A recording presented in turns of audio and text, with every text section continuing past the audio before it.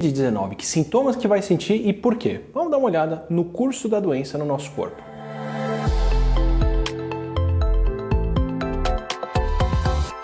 Imagina que você saiu de casa e se descuidou. Encostou lá em uma superfície que foi contaminada por alguém com Covid, que tossiu e depois você passou a mão no seu olho.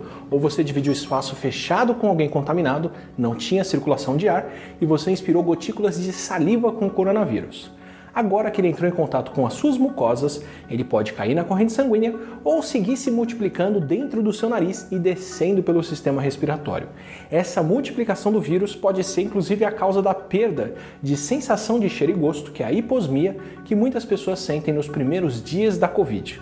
Os outros sintomas não aparecem na mesma hora, eles podem levar de 2 a 14 dias para acontecer, enquanto o vírus começa a tomar conta dos pulmões, que é o período de incubação.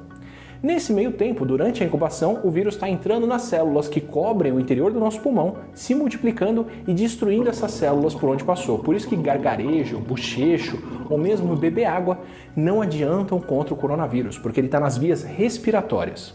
E aí, por volta de 4 dias depois, essa multiplicação do vírus já pode ter sido suficiente para ele estar presente no muco e na saliva em quantidades grandes e começar a ser transmitido por nós, mesmo sem sintomas.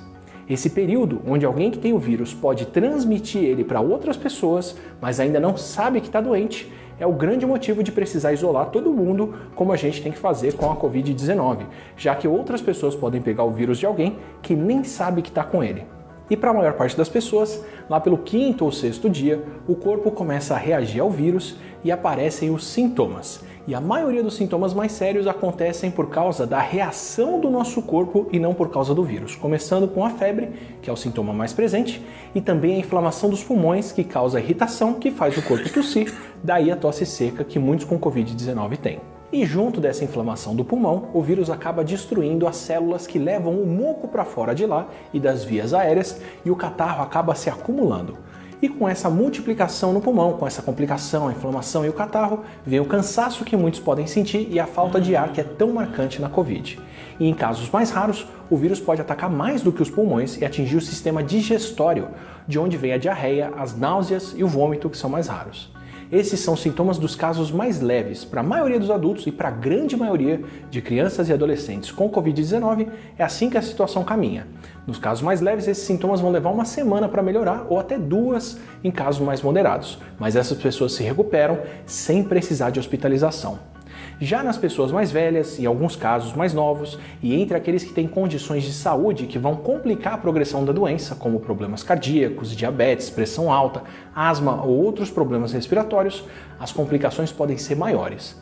Nessas pessoas, não só a inflamação pode ser mais séria, como o acúmulo de líquidos no pulmão pode ser bem pior. Esses vão ser os casos moderados a mais graves, onde acontece a versão pneumônica da doença nos pulmões.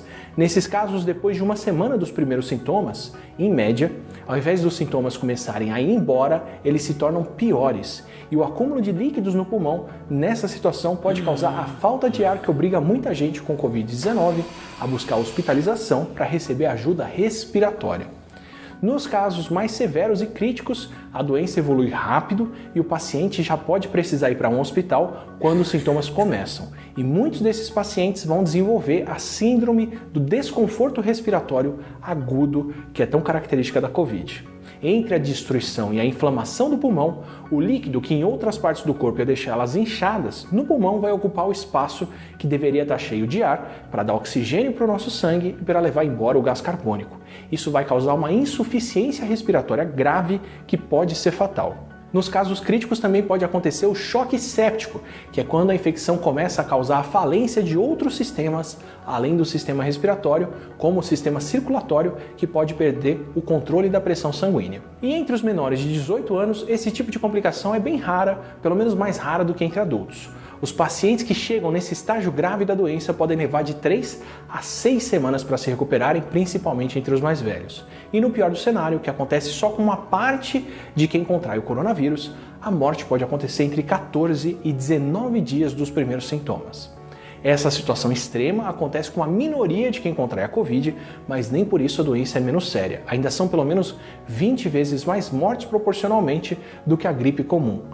E independente das mortes, como muita gente precisa de atendimento hospitalar por causa dessas complicações mais sérias, todo o sistema de saúde de uma região com um surto é rapidamente ocupado. Por isso, mesmo se você não for de um grupo de risco, fique em casa.